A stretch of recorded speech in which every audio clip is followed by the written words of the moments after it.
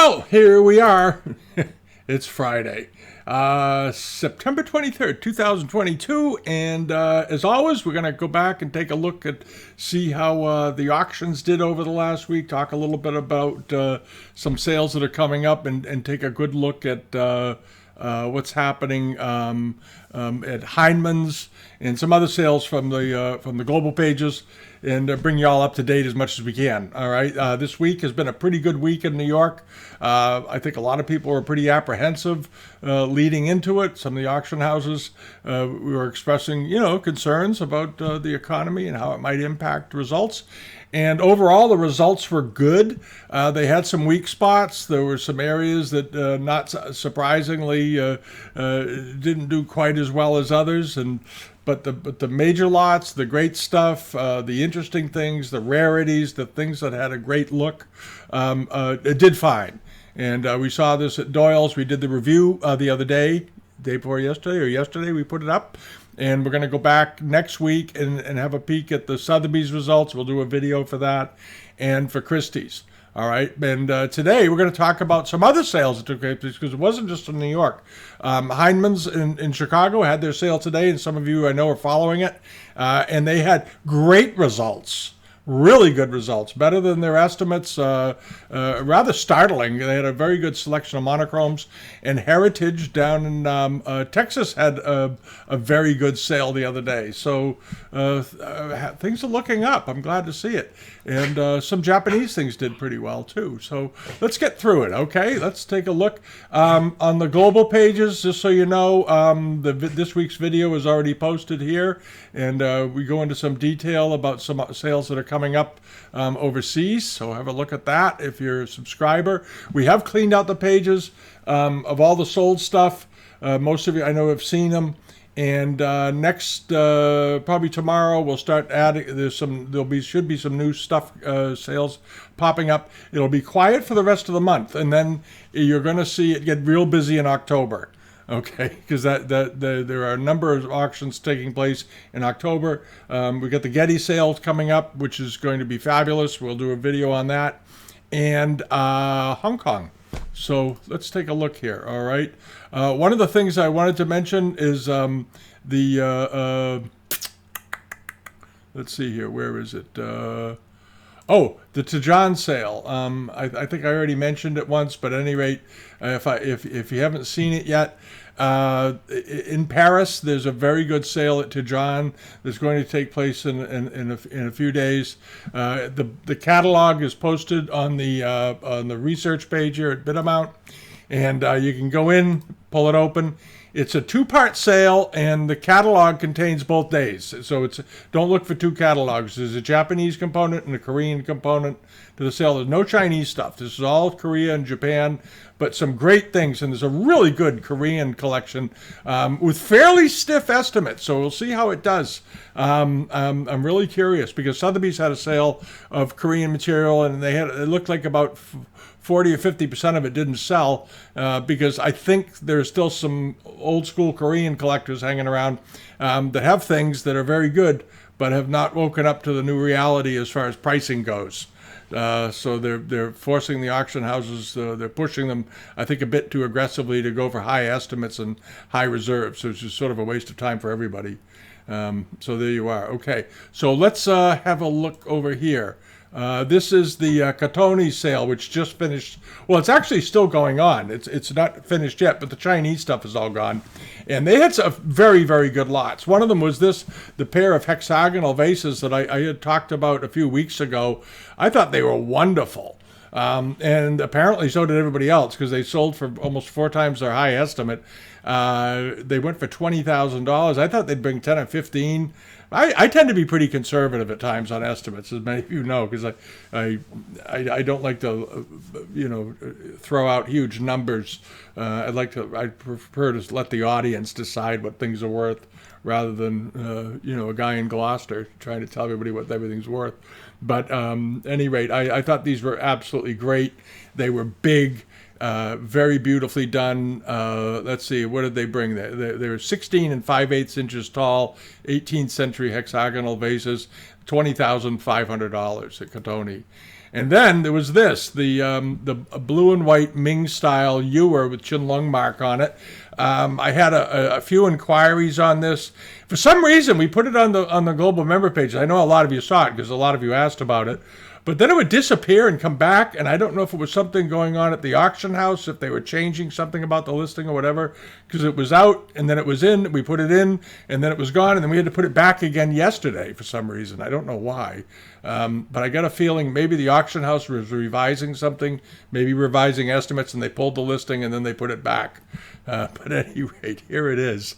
It was a really rare example. It had a pretty good history behind it. The history sounded legit. And it ended up selling for $235,000, which is a big number for these, because these Ewers have turned up before at the major auction houses, and they typically bring between $125,000 and $180,000. That's sort of the range they bring. This one brought $235,000, but wonderful looking example, plus the buyer's premium, of course. So it's going to end up at around $300,000 or so by the time it's all done. A great looking Ewer. It looked fine to me. We looked at it really, really carefully. They provided pretty good pictures. I wish they'd included a few more close-ups, because we had to. The first time we heard about this vase from an inquiry on the inquiry side.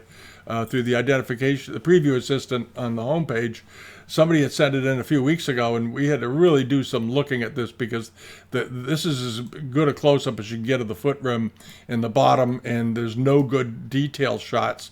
They had a picture of it actually in a house. It was in a legation. It was in belonged to a family that was in a legation over in China. But you can't always trust those kinds of pictures, so you have to sort of play it by ear and base your thoughts on what you see. This was a very classic example. The decorations were meticulously done in accordance with how all the other ones that are around are done. So they're fairly easy to identify. They're not too difficult to identify, but I wish they'd provided better close-ups so we could see the glaze a little bit, because we were asked, did we think it was authentic or not? And in the end, we thought it was. We thought it was fine. But really, for photos, it's terribly difficult to tell at times. And but I'm glad the audience agreed with us, and $235,000. All right, and this I think this was a very good deal. This was also at Heritage. It was this Hongwu underglazed copper red Charger that was sold by Frank Caro, who was the fellow who took over for C.T. Liu when he retired, as he was known, the successor to C.T. Liu or something like that. And Caro, I own things that were Frank Caro sold over the years. They have his label on them. Owned them for many years.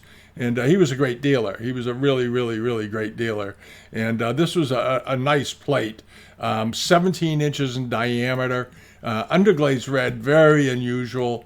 And maybe there was some hesitancy by some who maybe thought it wasn't sure of its authenticity. I think it looks absolutely fine. I looked at the back of it, the front of it, the edges of it, the detail shots, and it looked absolutely fine. Because they'd estimated it $300,000 to $500,000, and it went for $220,000. Still a significant amount of money, but I thought it would bring more. I thought this would bring $400,000 to $600,000 or somewhere in there. I think, in the back of my mind. And anyway, I think somebody got a great deal on it. A really good deal. A really, really good deal. All right, now on to this one. The Wanli Charger, crack charger that was 19 inches in diameter. Oops, did we lose that one? Oh, we lost it. I don't understand that. Anyway, it was a crack charger that was in that sale, and it brought $7,500. It did really well. Sorry about that. I don't know. Maybe I can get it back. Hold on a second. Okay, we're back. Here it is. This was, I wanted to show it because this was a really, really, really nice charger. And I don't think $7,500 was too much for it. It was large, 19 inches wide, looked like it was in great condition with this very elaborate chimera or baby dragon scene in the middle with these rue heads floating around, meticulously painted. This thing was really beautifully painted, really beautiful, and 19 inches in diameter, and ended up selling for $7,500. That was a great looking thing. Well, it ends up being around 9 to 10,000 by the time you with the commissions and all the fees and whatnot. But boy, what a beautiful piece of porcelain. Beautiful quality. And it didn't have a lot of kiln grit and all that other gunk you find on the backs of Wanley charges most of the time. And then there was this 6-character Yunkai glazed Daoguan market period bowl. It was a nice one. It wasn't the very, very, very best, but it was a very good one. And the pinks, the shading all looked good. The yellow was nice color and so forth. We looked at this quite a bit for a couple of people. Here's the bottom of it. Looks okay to us. And it ended up bringing the high estimate right there, $40,000 with a $20,000 to $40,000 estimate. So by the time you're done all in, it ended up at around around 50,000 probably, just about. All right, but it was a pretty bowl. It was a pretty bowl, and they don't turn up very often. And it was Daoguan market period. If it was Qinlong market period, it would have brought about 4 times that.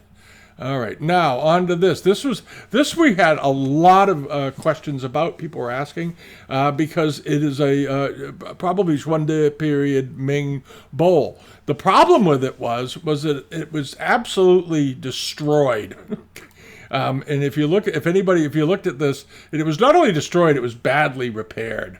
And you look at all the cracks in the body. One here that goes up, one there, up in here. Basically, this thing, as they say, it hit everything but the lottery, it looks like. And had lots and lots of repairs to it. It was a total wreck. It'll go out and somebody will give it a professional restoration. Because it deserves it. This is really bad, and it looks like it was glued up with Elmer's or some hide glue or something, because it's all yellowed. Here's a crack through the bottom, and despite all that, this will give you an idea what these Ming Bowls are worth. It still brought $14,000. They gave it a soft estimate because they probably weren't sure and they did want it to sell. It brought $14,000 plus the premium, so you're up around $16,000 or $17,000, and that is for a piece that needs, probably a $3,000 or $4,000 restoration. But it's a beautiful type of bowl. It's got loads of heaping and piling. This pattern, this vine and flower pattern, is something you see on lots of Ming Bowls. Very, very popular. It was nicely shaped. It had a lot going for it until somebody obviously dropped it at one point. And there it is. So $14,000.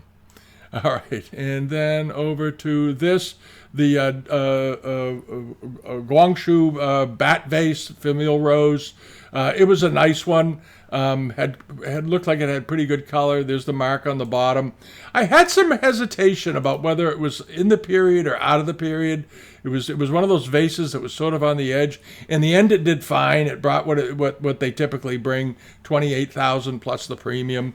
But the pictures were a little bit. This was at Heritage. The pictures were either overlit or something. Because the mark looked like more typical of the mark you see on Republic examples. So my mental jury was still out on this one, but apparently people who saw it physically agreed with their description. So there you are. All right, there's only so much you can do with photographs. And then over here to this was the Hindman sale, which is they just went through here and sold all this stuff off a little while ago in the last hour or so. And I was waiting to do the video if we could talk about what the prices were, because the prices were very good. This was a really nice Yongchen market period saucer. Ended up selling for $8,000, which I think was fairly reasonable. But it will come in at around $10,000 with the premium. Not a bad buy at all. And I don't know where this collection came from. They were all monochrome, so they obviously, I suspect, all came from the same collection. And then you have this Qinlong period copper red glazed porcelain plate. Very nicely done, very even. The glaze looked pretty good on it, I thought. The nice white rim and all that business. There's the mark. It sold at back when Sotheby's was called Park Benay, Hong Kong. Sotheby's Park Benay, Hong Kong.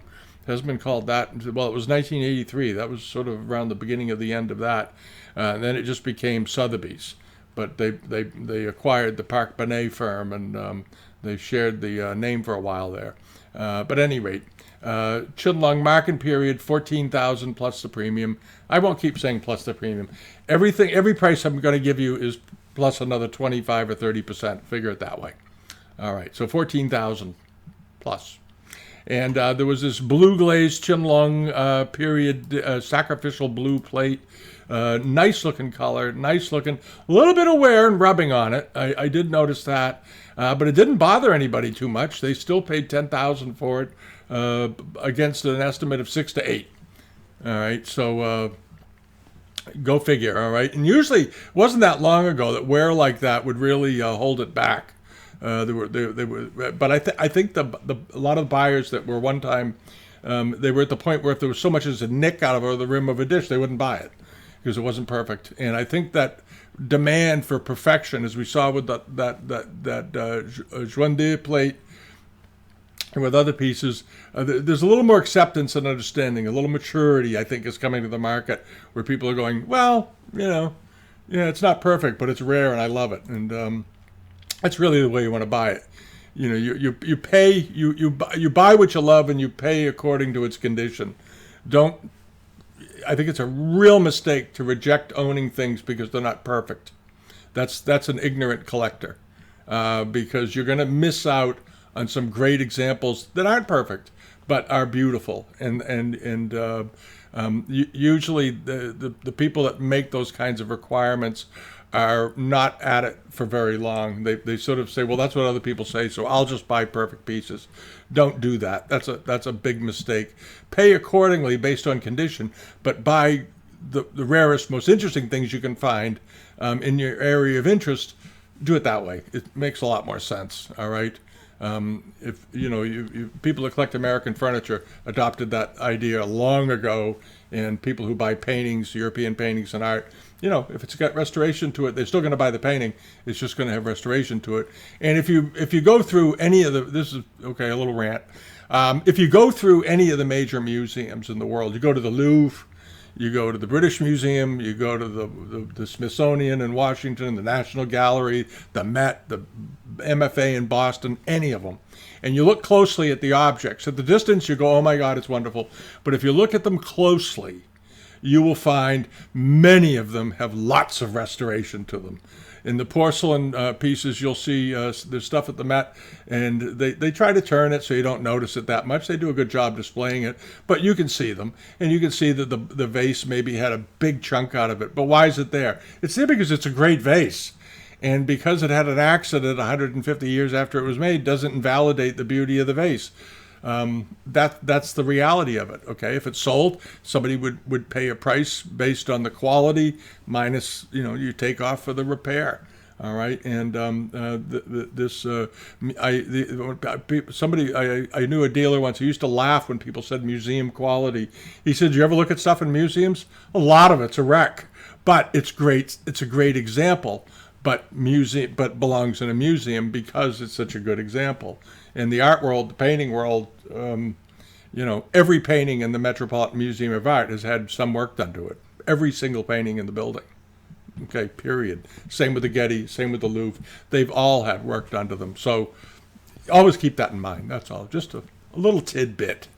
Okay, now moseying along over, if we can get the page to load. There we go. Was this robin's egg glazed porcelain bowl with a Guangzhou mark. It was okay. Ended up going for $9,500, again, plus the premium. And then this was the last thing, this lime green tongchi dish. Now, this dish did really well. I had a ton of inquiries about this dish. Everybody was asking about this dish because the color was so unusual. And I was a little conservative. I think I told people, that I thought it would bring, four to 6,000 or something like that. I forget what I was saying, but boy, people love this dish. And I should have upped my estimates based on how many inquiries we got about this dish. I think we got 12 inquiries on this one lot. People wanting to know what we thought of it. I thought it was wonderful. I thought it was a great dish. And I thought it was absolutely fine. it brought a good price. But in person, it may have been even more beautiful in person. But it did have all this incised. You can't really see it. Let me see here. There it is. It had a double dragons over the pearl incised into it. This enwois decoration on the inside. And that made it pretty interesting, because that's a pattern you typically see done in enamels with pigments. And here they just carved it into the piece. So I think that was pretty great. And somebody paid $11,000, so it ended up at around $13,000 or $14,000 by the time they're done. But nice looking plate. All right. And then it's interesting because over on the eBay side, they had some pretty good results too during the week, I have to say. Get the page to load. There we go. These were some of the things that were on the newsletter page. Those of you that use it every week. Somebody asked me what it is. And what it is we go through eBay. We have a bunch of searches that we've written over the years. Some of the searches we have modifications on that are on the home page of BidAmount. If you go down to the left side, you'll see a thing that shows auctions in the EU, auctions in the UK, and auctions in the US. And we go through that every week and pull out things that are registering bids, registering activity, or that look promising, and we go through that list and we pluck them out. And that's where things come from that we put on the newsletter page. We go through and search for them all. Basically what you see on the page are the things that we think are worth even looking at out of the 800 or 900 or 1 million items listed in the Asian antique category. We're a little bit picky, but it's because there are so many copies, as you all know, so it's a problem. But at any rate, there was this Famille Rose shaped rim platter. Nice big platter, had a little wear to it, but was beautifully decorated, and the enamels were still in pretty good shape, even though the porcelain looked like it had a little bit of wear. Ended up going for $449. Not a bad price. All right, and then over to this was the snuff bottle, and this was another lot that I had several inquiries on. This seller had a couple of things up. We kept getting inquiries about them. I thought it was a wonderful snuff bottle. It did better than we had thought it would do. We thought in the $600 or $800 range. Ended up going a little over that, $1,026. The reason it did so well is that it is underglazed blue and underglazed red decorated. And it's 19th century, and the red worked. Sometimes you'll see they do underglazed red and it burns because it's so unstable, especially when you're trying to fire it with blue, because the colors both bloom, so to speak. They both reveal themselves at different temperatures. So how do you not overcook the red and not undercook the blue, and vice versa? How do you do that? It's a real skill.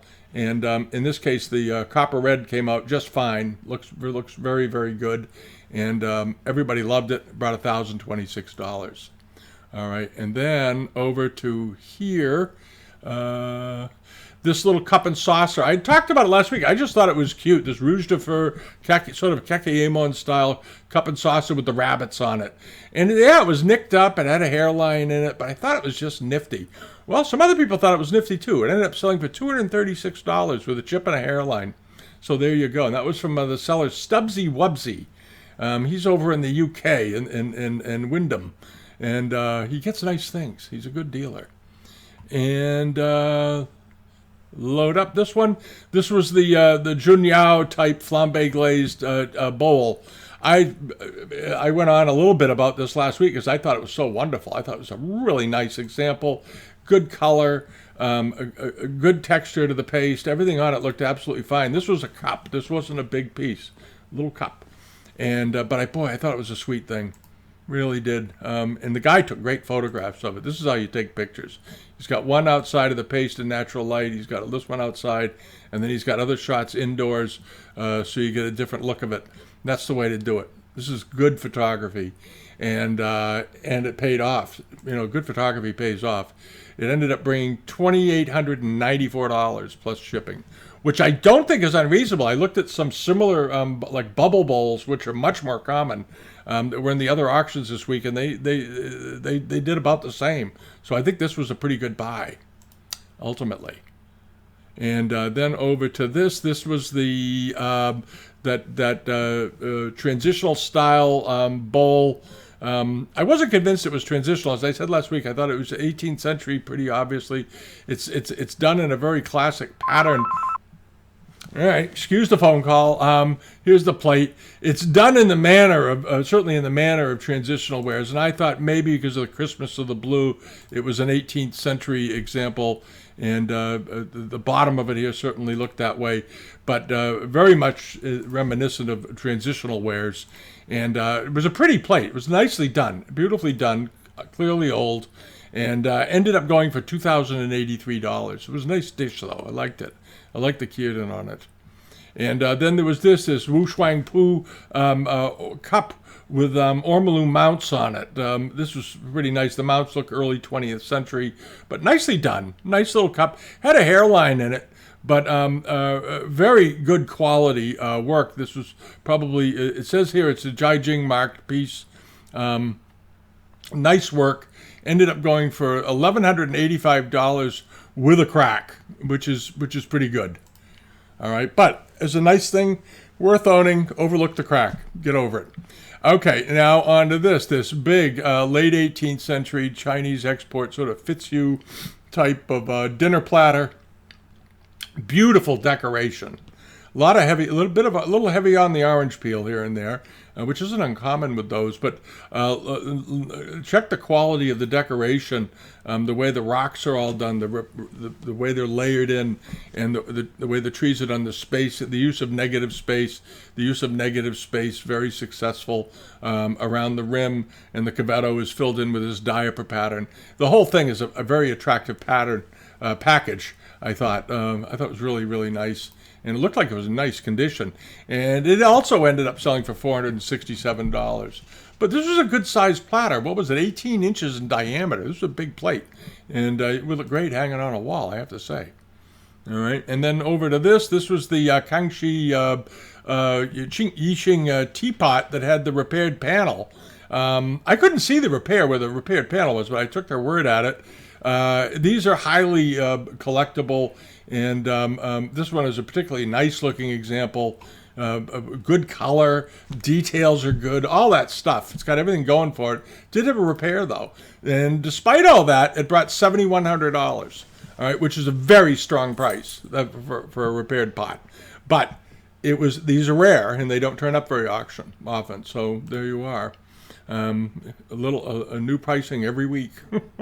And then on to this, the Blanc de Chine or Dewa hot food pot. Let's pull that up. Come on.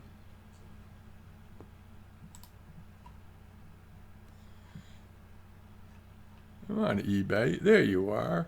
There it is. We talked about this a little bit last week. I thought it was a really nice example. Thought it was probably early 19th century. They were selling it as 18th century, but that's just a quibble. I thought this was very nice. I love the double masks on it. And this wasn't a huge pot. This was a fairly small one, 5 or so inches in diameter, but beautiful quality. The quality on this was good. Always buy the quality. And ended up selling for $787. And it could have brought more. I thought, it could bring $1,000 or $1,500. This was a nice example, but $787, a good buy for someone, and the seller didn't get killed on it, so there you go. All right. You want your sellers to make money on you, because otherwise they're not going to be out there buying goods. And before you know it, you don't have anything to buy. Support your dealer. All right, and then this is a few things that are coming up. They're closing out. There's this very nice silk embroidery with a figure with a walking stick going along here. And it's all framed, and you have precious objects and flowers and things floating. That's one of the items that's coming up this week. Check the newsletter page, though, because we're not done yet. I needed to get this done today, and we're going to add everything that we find. And then this is a nifty little thing. If you like, any of you out there like miniatures, this is a nice little Ming late Yuan miniature vase. Has a good patina. The bottom of it looks nice. The surface looks good. A nice surface. That's a good surface right there. I like that. And it's not a big vase. I think it's 5 inches tall or something. Hold on. Come on, how tall is it? 3.5 inches tall. It's tiny. It's a real miniature. Nice mini vase. I like that. And I know some of you collect miniature porcelains and bronzes and so forth. So here's an example. It closes Sunday. It's up to $27, but I think you can add a zero onto that and times 2 to get to the right number. Probably 400 to 600. But, given some of the auction results you've seen lately, it's getting awfully hard to predict what things are worth. Because I think people, more and more increasingly, I think people are buying, the people that are still active in the market, I think are buying based on their heart, based on what they love. I'm hoping that's what's going on. And maybe a little less speculation in the market. As many of you know, there's been an awful lot of speculation in the Chinese art market over the last 15 years, starting around 2002. Actually, it's really got going, and there was interest before that in certain areas, but boy, it really took off. And by 2012, the porcelain market had really gone. I thought it was out of control. Because there were people literally buying things in April of a given year and selling it in January of the following year and making a 40% profit. And that was happening fairly often, sometimes doubling their money even. It was a little bit like the tulip craze. And that kind of a market is not sustainable. It's fun while it's going on if you're selling, but boy, when it's over, the party's over. And I think the party was over in 2012, 2013, and when you ended up with a maturation of the market, which is what you have now. The market has not collapsed by any stretch, but it's matured very evenly, which I'm really happy to see. Because you had the Japanese market back in the 90s got a bit overheated, and it impaled itself basically on its prices, and I don't think it ever really recovered. Everything went down in value and stayed there, and that was it. And there was no gentle descent. But it was caused by other reasons financially in Japan. But so far that's not happening with the other Asian markets, from what I can see. But the Japanese stuff and Korean stuff took a horrible hit back in the late 90s. Anyway, that's the nature of the art market. I mean, that's the nature of the art market. The old master drawings went through it. Lots of areas of the art world have gone through these uneven cycles of value. So get used to it. All right, that's it for the week. Thanks for watching. Subscribe here if you haven't already. Join the global member pages if you haven't already. It's really, we try to put out a lot of content. We maintain the sites, and we pay for it with all the revenue we get in goes into the site, basically. This is, I said to somebody the other day, I said the subscribers keep me from having to dig too much into my pension to pay for all that we do. And the work that goes into putting together these videos and all the hours before you see it. And it's great that so many of you are helping, and the more the merrier. And as we get more and more subscribers come, we're going to put more on the site. We have a budget for it and all that horrible stuff that nobody likes. But so if you can spare $1 a week and donate, it's really appreciated, and I think you all see the results of it that we've built up on the site over the last 6 years here, and it's a lot of fun. We enjoy doing it, so keep it coming. Alrighty, have a great weekend. We'll see you next week. We've got a few videos we'll be putting out next week. I think we're working on 3 or 4 right now, and we'll be putting those out. The prices are being set aside and doing all that business, and that's it. All right, thanks again, and autumn is here. Enjoy this. Enjoy the fall weather. It's good for sleeping. All right, bye-bye.